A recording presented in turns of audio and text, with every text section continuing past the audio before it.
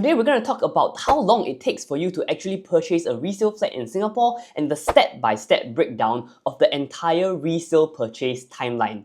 The common misconception in a lot of people who are first-time buyers is that they think that buying a resale flat is a lot faster than waiting for a BTO flat, which is true. Because for a BTO flat, you have to wait sometimes up to 5 years and even more, which is what causes the misconception that you can get your resale flat immediately, which is not true.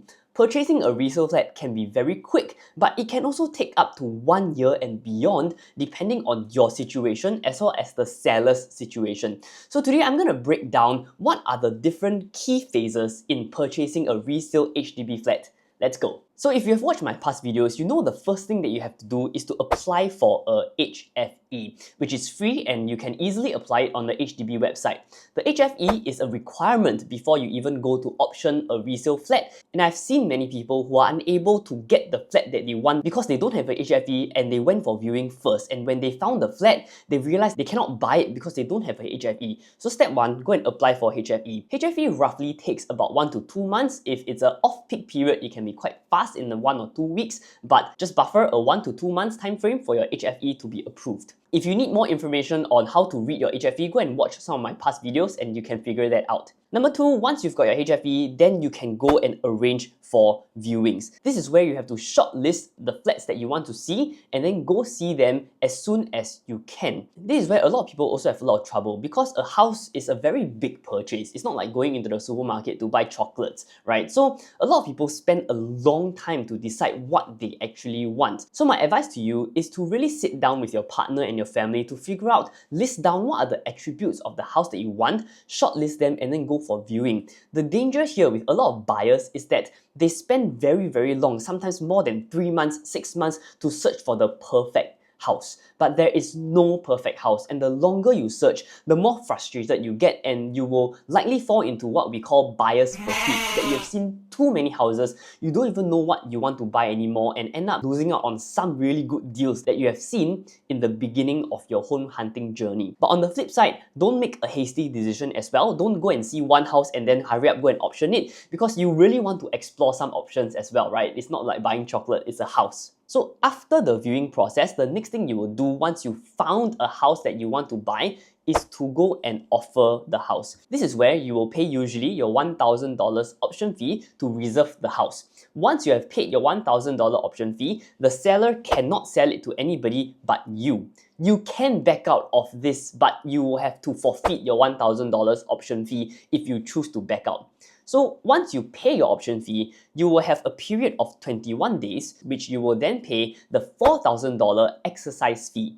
Within these 21 days, you can choose if you want to go ahead with your purchase, but while you're deciding that, the day that you option your house, you will have to get your agent or you will have to go to the HDB portal to apply for valuation. This step will determine the value of the house and whether you need to pay COV or not down the line. COV stands for cash over valuation.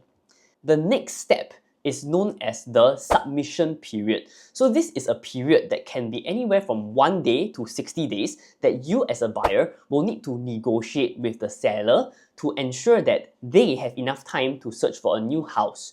This is where you will usually just wait and collect the documents that you require before you submit to HDB for approval. Once you submit to HDB for approval after the resale submission period, you will pay $80 to HDB to submit the documents for processing. And this processing time usually will take about 2 to 4 weeks, and then HDB will send you an acceptance note to let you know that the submission has been approved or not approved. So within these 8 weeks, you will have to work with your agent to settle all the administrative matters before going down to completion. After completion, usually you will get to collect your keys. But there are some cases, in fact there are many cases in the market right now, that the seller will ask for this 3 months extension period. This 3 months extension period is legal, but the maximum you can go is 3 months. So usually when the seller sells the house to you, he or she needs to go and buy a new place, and that new place usually needs to undergo renovation. So this 3 months is granted to the seller by you to allow them to stay there for an additional 3 months while they renovate their new place. So as you can see, the HDB timeline can be pretty long and it can take up to an entire year depending on the seller that you're purchasing from. Some can be extremely fast if HDB processes it extremely quickly, there's no extension and a very short submission time, then it can be extremely fast, just in a couple of months you would be able to move in.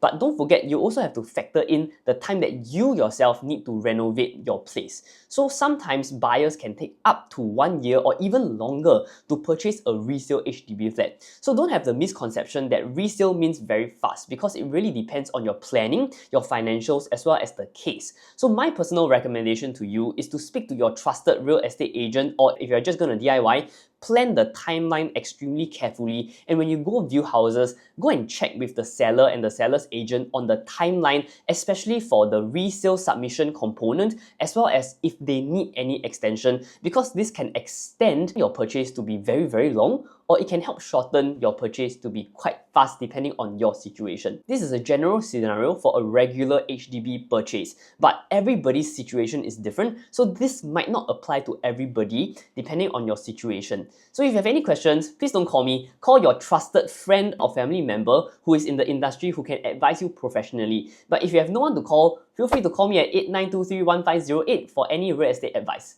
Thank you, hope this helps you, and peace!